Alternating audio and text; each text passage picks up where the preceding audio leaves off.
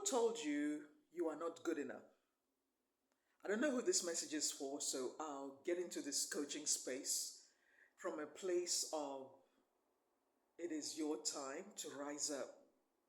Who told you you are not enough? Who told you nobody will want you? Who told you you don't belong? Who told you just sit over there and be quiet?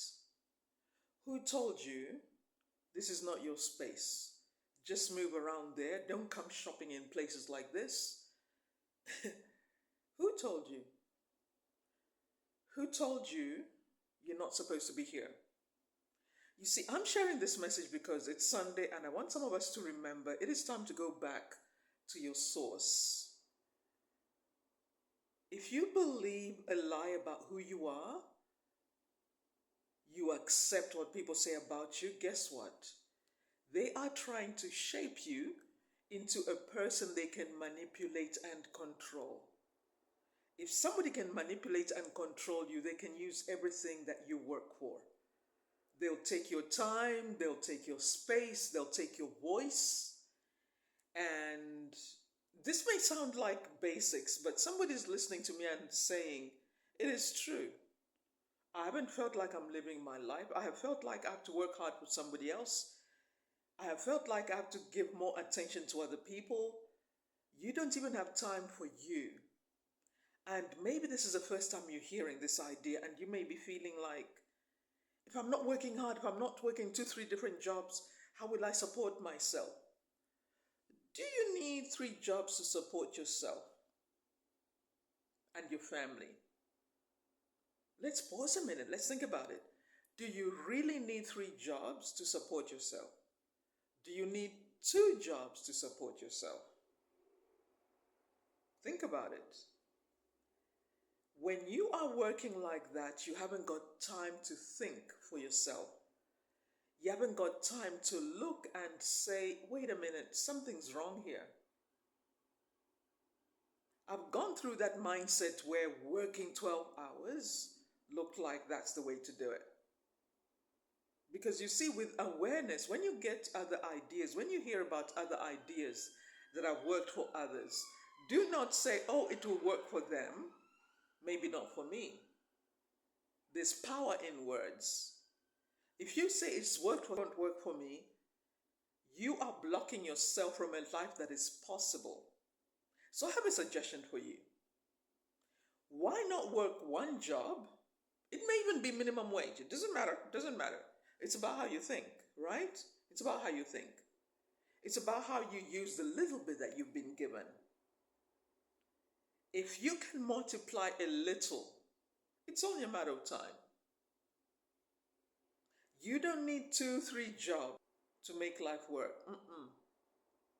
Because if anything, you are working your body to the ground, but your mind is like, when are we going to stop this? That is why you can go through this phase of just feeling low, feeling discouraged, because your body is screaming at you like, I don't want to do this.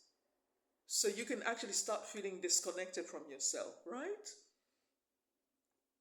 This is actually good news, what I'm about to share with you. I bear good news. If you've been in that season where you've been working so hard, 2-3 jobs, or trying to manage so many different things at the same time, wait, who told you you have to try and manage so many things, so many people, all by yourself?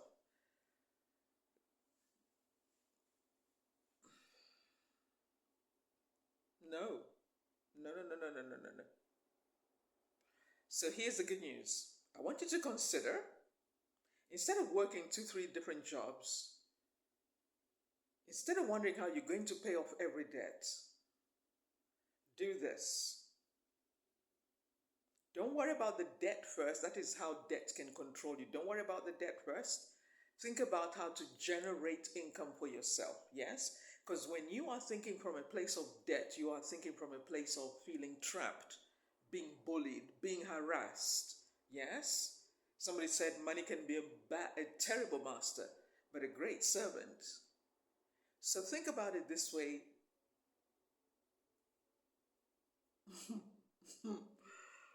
I'm going to make my money work for me starting today. I'm going to make my money work for me starting today. Give yourself that freedom, that mindset, right? Where you are a free thinker, where you're not doing what everybody else is doing. Oh, in this country, in that country, it doesn't. You, listen, it's not about where you work or where you live, it's a mindset. It's a mindset. You can be close to wealth, but the mindset won't even notice. It will just be like, you won't even notice, right? So to be a free thinker is to decide, wait, there is a better way.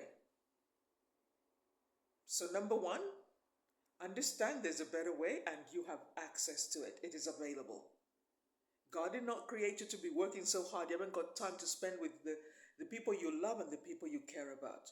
You haven't got time to go on dates with your partner, with your spouse. You haven't got time to enjoy hanging out with your kids. The only relationship you have with your kids is that of a tyrant, where your kids see you as this, the only relationship is correction. There's no loving discussion. There's no feedback, where you are just listening to the kids, listening to their ideas, where you want to get to a place where you're so secure in who you are, you don't feel like you have to compete with your kids, or where you feel like, just because you've been exposed to more knowledge doesn't think you're better than me. No, no, no, no, no, no, no.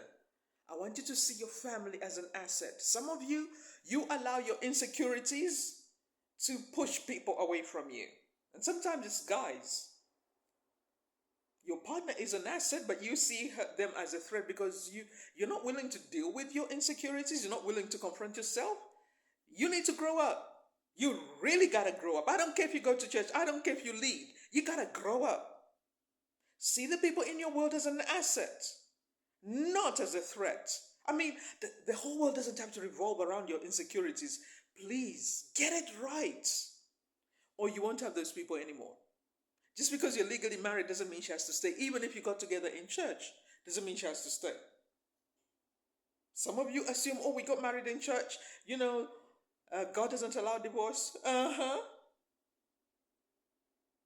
Are you supposed to be treating each other badly? You can't even care for one another. You can't have a healthy discussion because you're legally married. Marriage is not supposed to be bondage. Marriage is not bondage.